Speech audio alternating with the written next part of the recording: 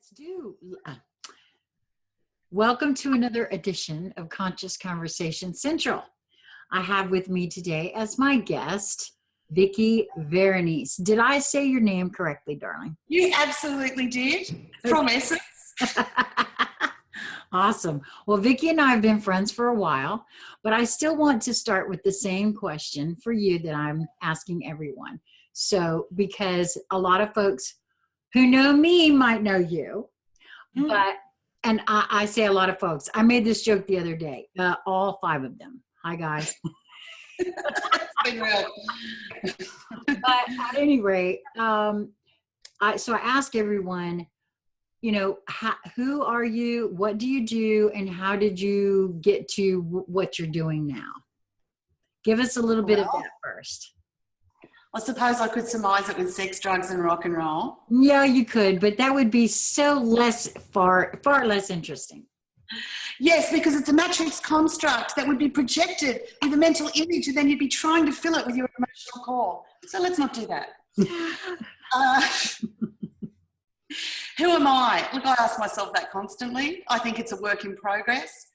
I think every time I think something, it's wrong. So what I could say is I feel that I'm an essence, a being, a consciousness that's getting some headway in this thing. You know, I'm really feeling like I'm getting my shit down. I'm understanding the game, and I'm understanding it from a sense of empowerment, not a sense of victim. You know, well, this has been done to me. It's like, no, it hasn't. No, it fucking hasn't. Well, you know, get with the program, get with you, and start getting you. Well, now we might also want to. We've got a delay. Yes, we're having a bit of that robo thing go on, I noticed.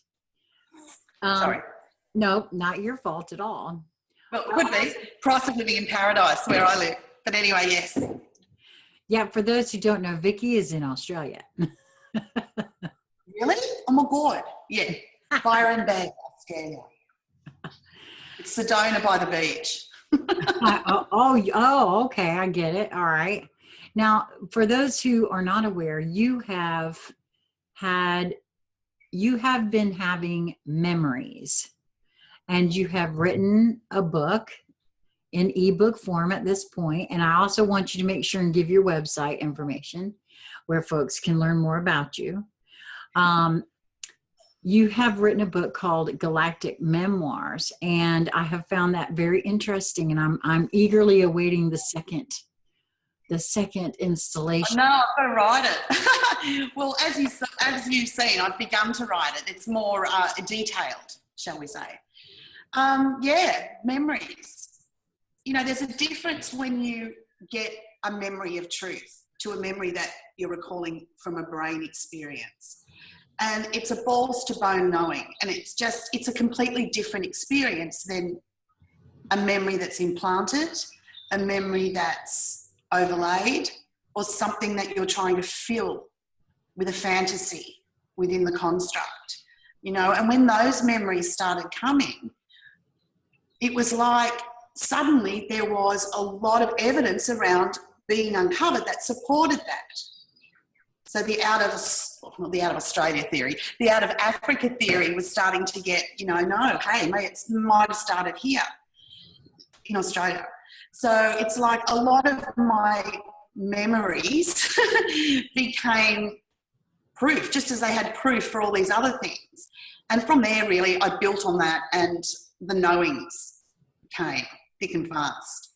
And I was able to connect with a part of myself that I can pilfer the memories of my lineage. And when I'm referring to lineage here, I'm talking about essence lineage, which is all the incarnations I've had back to source. So really I'm connecting with all those parts of myself to understand through my own experience wisdom the experience I'm having. Not someone telling me this is blue, this is green, this is up, this is down. It's me determining it now. But sometimes it's scary, you know, taking responsibility. But sometimes it's bloody good, man. It's so empowering, and it's really, thriving. Well, I have to say, I've been taking responsibility for myself. I'm sure in quite the different way, because although I have read your work and I have tried some of your techniques, which are quite nice, by the way. I haven't actually attended any of your schooling, and so I don't have the full experiences. But I love the way you put, first of all, experience, wisdom. I love the fact that that's a term now that I've actually borrowed that from you on several occasions. I love that. I love that. It's perfect. I can't think of another way to describe things. Right. You know, because it's wisdom. When it's knowledge, it's in the brain. When it becomes wisdom, it's because you've got something behind it. You've had a dry run with it. You've had something to reference that concept. And so the wisdom becomes something that's yours. No one can take it away from you, and you act through it. Right. You're informed by it. Yeah. Okay. So yes, because I mean, because I've said several times that we're all a compilation of all of the experiences that we've had. Right. And that's why I think I adore that phrase that you coined, experience wisdom. I think that's I really like that. Me too. Okay, so tell us more about what your memories have been. I know that I don't want you to give away too much, but I really, as a puzzle piece collector, everyone kind of knows by now that's what the moniker I've assigned myself. You specifically have some pieces I feel that are ringing very true to me.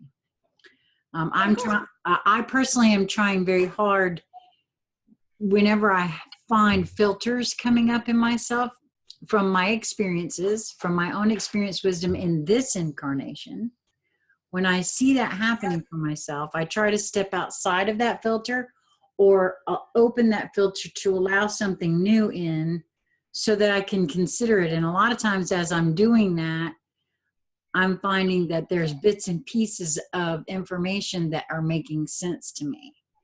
And I appreciate that about everyone I've ever had a conversation with, because I've almost always gotten something that I can use. I mean, yes, you act like, or when I say act, I mean, your words about collecting puzzle pieces, for me, it's more you're being triggered into your own mosaic coming together.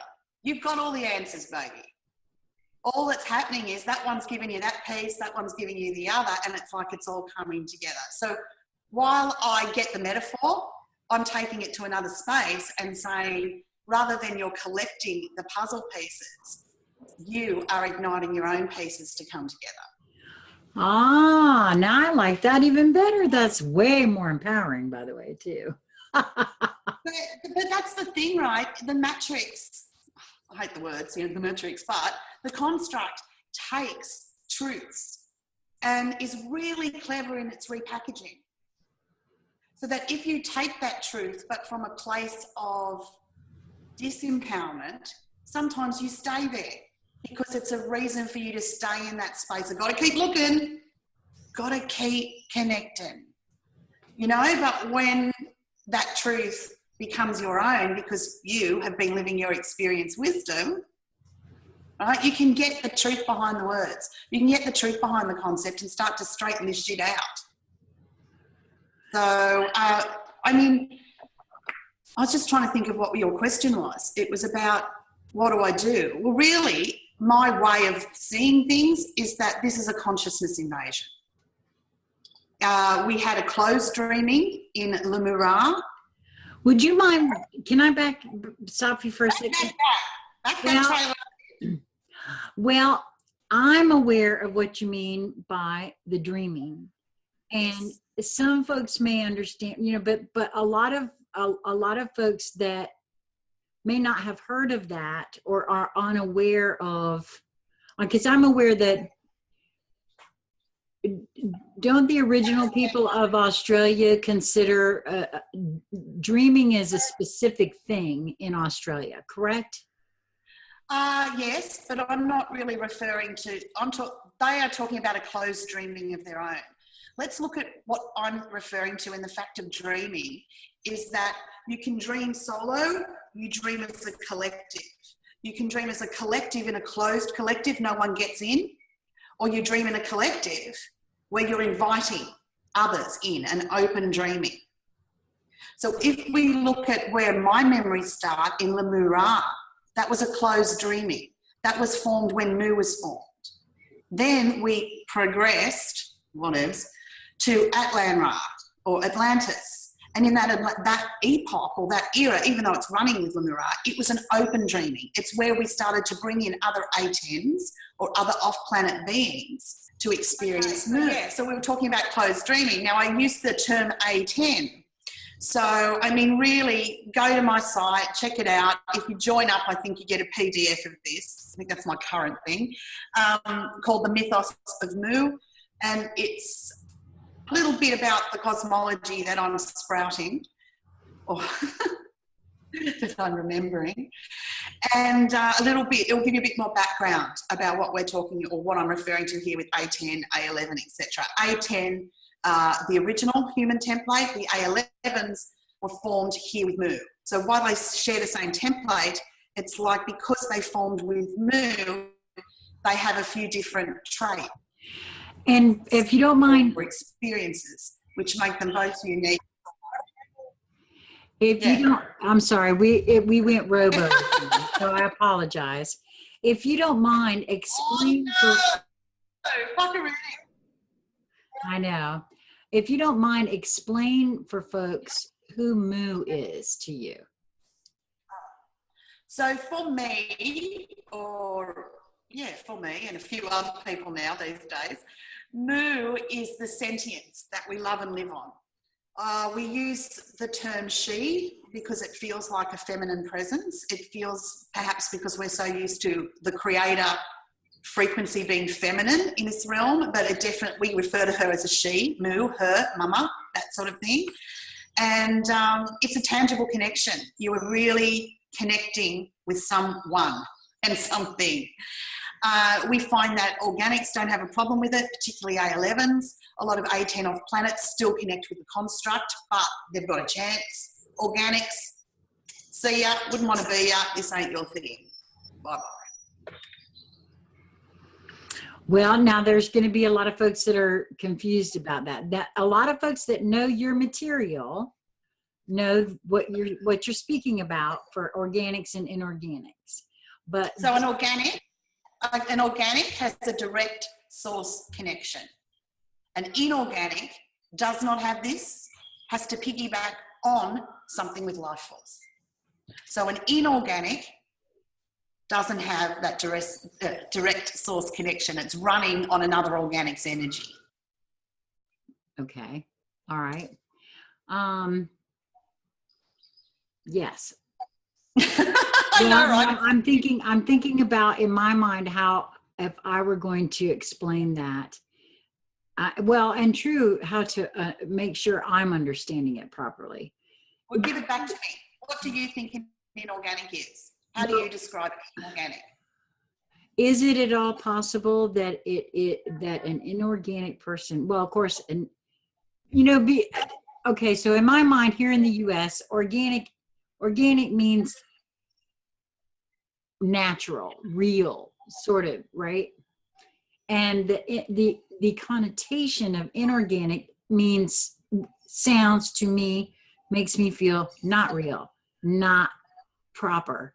But now, so that would bring to mind, are we talking about what? A robot? Are we talking about somebody who's not human? Are we talking about, there's been things thrown around by different people about this one or that one is soulless. I mean, I don't even know what those words mean. Look at it as consciousness. right? My consciousness can self-ignite into any organic form.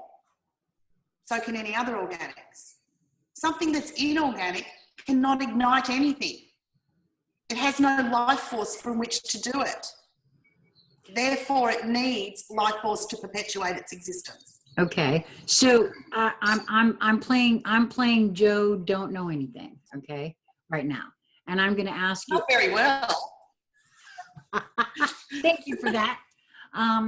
Okay, but so you have an inorganic that cannot ignite anything. How, or has no life force? How is it that they're alive? They're living off another organic life force. Okay, so they're sharing an organic life force. Is that what it is, or they're? I don't know if the word is it a parasitic? Right word. Would it be a Yes. parasitic? Okay, so it's like a parasitic thing. Yes, yes. Okay. So for example, in some families, right, the mother may be inorganic. She gives birth to an organic child, and by that I mean an organic consciousness, and then the child, under some form of misguided contract, continuously feeds this consciousness energy to give it life force and experience. Okay. I think so. I just want to make sure I'm asking. So when you hear me say, call back your life force, call back your energies, that's what I'm doing. Don't run these buckets. You know what I mean? Call it back. It's all yours. If you decide consciously, yeah, sure, you can have my life force to run with. Go for it. But then don't complain when your life's a bag of shit. You know? Right. It's like sorry, I'm on the rave. Well, we're just having that robo thing again, unfortunately.